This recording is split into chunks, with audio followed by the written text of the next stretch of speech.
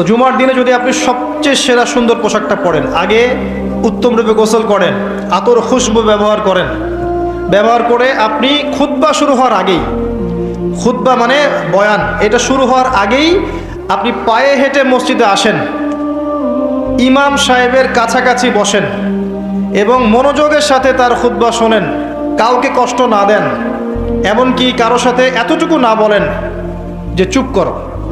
কেউ পাশে কথা বলছে, আপনি এতটুকু বলবেন না চুপ করো। সাহাবায়ে কেরাম হাতের মধ্যে পাথর রাখতেন ছোট ছোট, যদি দেখতেন কেউ কোনো জরুরতে কথা বলছে পাথর নিয়ে ঢিল দিতেন, মুখ দিয়ে বলতেন না চুপ করো। এই কাজ যদি কেউ করে এবং ইমামের সাথে নামাজ শেষ করে, নবী সাল্লাল্লাহু আলাইহি ওয়াসাল্লাম বলছেন প্রত্যেক পদক্ষেপে 1 বছরের রোজা, 1 বছরের নফল নামাজের নেকি পাবেন।